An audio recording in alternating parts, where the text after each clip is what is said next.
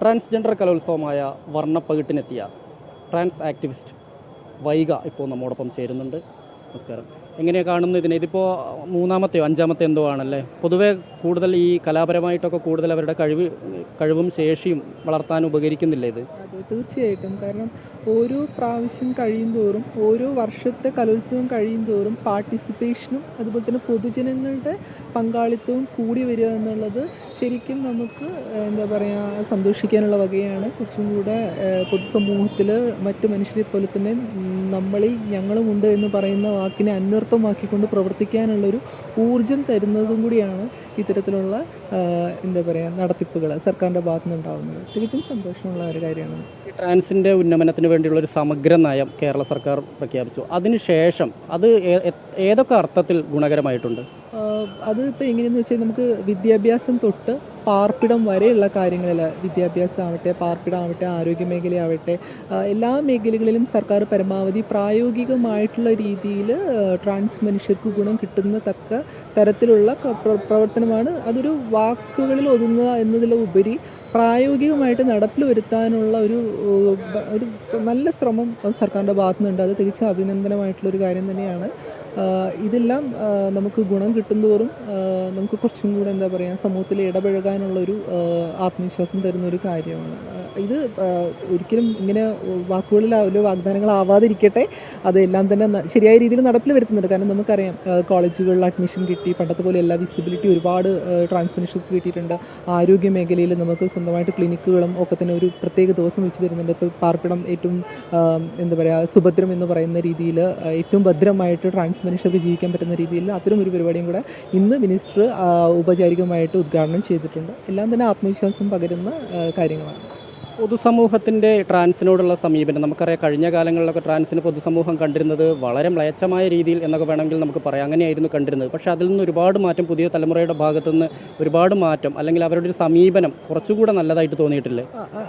ഒരുപാട് മാറ്റങ്ങൾ ഉണ്ടായിട്ടുണ്ട്. അതിന് മാറ്റങ്ങൾ ഉണ്ടാവുക എന്ന് പറയുമ്പം ജനങ്ങളുടെ മുന്നിലേക്ക് നമ്മളുടെ ഈ ദൃശ്യത കടന്നു വരേണ്ടത് ആവശ്യമുണ്ട്. അപ്പോൾ ആ ദൃശ്യത കടന്നു വരുന്നത് പല പരിപാടികളിലൂടെ, അല്ലെങ്കിൽ സർക്കാരിൻ്റെ പല എന്താ പറയുക കാര്യങ്ങൾ നടപ്പിൽ വരുത്തുന്നതിലൂടെയാണ് ജനങ്ങളുടെ ഇടയിലേക്ക് ഇത്തരം മനുഷ്യർക്ക് ധൈര്യമായിട്ട് ഇറങ്ങി ചെല്ലാൻ പറ്റുക. അത്തരം ആളുകളുടെ ഇടയിൽ ഇങ്ങനെ ഒരു വിസിബിലിറ്റി അല്ലെങ്കിൽ ഒരു ഇടപെടൽ ഉണ്ടാകുന്ന സമയത്താണ് ആളുകൾക്ക് ഇങ്ങനെയുള്ള മനുഷ്യർ ജീവിച്ചിരിപ്പുണ്ട്, അവരും നമ്മുടെ പോലെ തന്നെയുള്ള മനുഷ്യരാണ്, എല്ലാവരെയും പോലെയുള്ള മനുഷ്യരാണ് എന്നുള്ളതൊക്കെ ആ ഒരു ചിന്ത വരുള്ളൂ. അപ്പോൾ ആ രീതിയിൽ നോക്കുമ്പോൾ നല്ല കാര്യങ്ങളാണ് ഒക്കെ നടന്നുകൊണ്ടിരിക്കുന്നത്.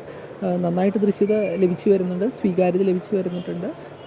അപ്പോൾ ഇനിയും എന്താ പറയുക, എന്നാലും നമ്മൾ പൂർണ്ണമായിട്ട് എന്ന് പറയാൻ പറ്റില്ല. കാരണം നമ്മുടെയൊക്കെ പോസ്റ്റിൻ്റെ അടിയിൽ സോഷ്യൽ മീഡിയസിലൊക്കെ താഴെ വരുന്ന കോമൻസ് കണ്ടു കഴിഞ്ഞാൽ നമുക്ക് മനസ്സിലാവും എത്രത്തോളം ഉണ്ട്. എന്നാലും ഒരു പരിധി വരെ മനുഷ്യർ മനസ്സിലാക്കാൻ ശ്രമിക്കുന്നത്, സിസ്റ്റൻഡർ മനുഷ്യർ ട്രാൻസ് മനുഷ്യരെ മനസ്സിലാക്കാൻ ശ്രമിക്കുന്നുണ്ട് എന്ന് വേണമെന്നുണ്ടെങ്കിൽ മനസ്സിലാക്കാൻ. പിന്നെ രണ്ട് പേരുടെ ഭാഗത്തു നിന്നും കുറച്ചും കൂടെ പ്രായോഗികമായിട്ട് ഉള്ള എന്താ പറയുക ചില എന്താ പറയുക വീക്ഷണങ്ങളും അതുപോലെ തന്നെയുള്ള പ്രായോഗികമായിട്ടുള്ള പ്രവൃത്തികളൊക്കെ ഉണ്ടാവണം എന്നാണ് ഞാൻ ആഗ്രഹിക്കുന്നത്. കാരണം മനുഷ്യരായിട്ട് അംഗീകരിക്കാൻ പഠിക്കുക എന്നുള്ളതാണ്. കാരണം ഇന്ന് നമുക്കറിയാം, കേരളത്തിൽ നല്ല ഇന്ത്യയിൽ തന്നെ പല മേഖലകളിലും ട്രാൻസ് മനുഷ്യർ കൈവച്ചിട്ടുണ്ട്. അത് നിയമത്തിൻ്റെ മേഖലയിൽ അഡ്വക്കേറ്റ് പത്മലക്ഷ്മി, അതുപോലെ തന്നെ ചെന്നൈയിൽ പ്രതിക യാഷ്നി എന്ന് പറഞ്ഞിട്ട് സബ് ഇൻസ്പെക്ടറായിട്ട്, മേക്കപ്പ് ആർട്ടിസ്റ്റായിട്ട്, നർത്തകർ, അങ്ങനെ ഇഷ്ടംപോലെ സഞ്ജന ചന്ദ്രൻ, അഞ്ജലി അമീർ, ഇങ്ങനെ ആളുകൾ എല്ലാ മേഖലകളിലും കൈവയ്ക്കാൻ പോരുന്ന തരം മനുഷ്യരാണ് ട്രാൻസ് മനുഷ്യർ. ഒരു വ്യത്യാസവും ഇല്ല അവരുടെ സെക്ഷുവാലിറ്റിയിലോ ജെൻഡറിലോ അല്ലെങ്കിൽ സെക്സ് വൈസോ മാത്രമേ അവർ വ്യത്യാസമുള്ളൂ. അല്ലാതെ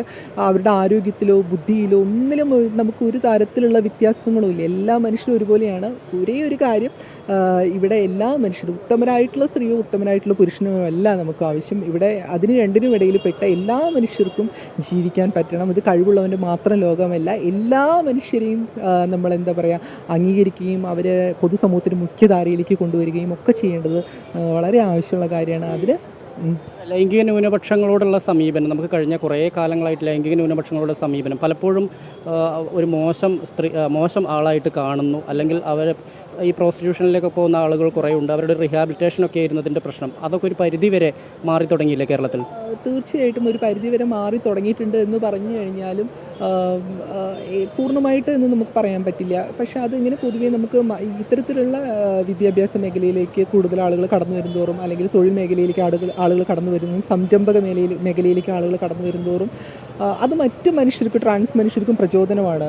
നമ്മൾ ഈ ഒരു മനുഷ്യരെന്ന് പറഞ്ഞാൽ ഇന്നലെയോ ഇന്നോ ഉണ്ടായിട്ടുള്ളതല്ല, ഇന്നും ഇന്നലെയും നാളെയും ഉണ്ടാവാനുള്ള മനുഷ്യരാണ്. അത്തരം മനുഷ്യർക്ക് പ്രചോദനമാവണമെങ്കിൽ ഇന്ന് നമ്മളെപ്പോലെയുള്ള കുറേ മനുഷ്യർ മറ്റു മനുഷ്യരുടെയും സർക്കാരിൻ്റെയും സംവിധാനങ്ങളുടെയും ഒക്കെ സഹായത്തോടു കൂടി നല്ല രീതിയിൽ നമ്മൾക്ക് ജീവിച്ച് കാണിച്ചു കൊടുക്കാൻ പറ്റണം. എങ്കിൽ മാത്രമേ മറ്റ് നാളെ വരുന്ന മനുഷ്യർക്കും കൂടി അതൊരു എന്താ പറയുക, ഒരു മോട്ടിവേഷനോ ഒരു ഇൻസ്പിറേഷനോ ആവുള്ളൂ.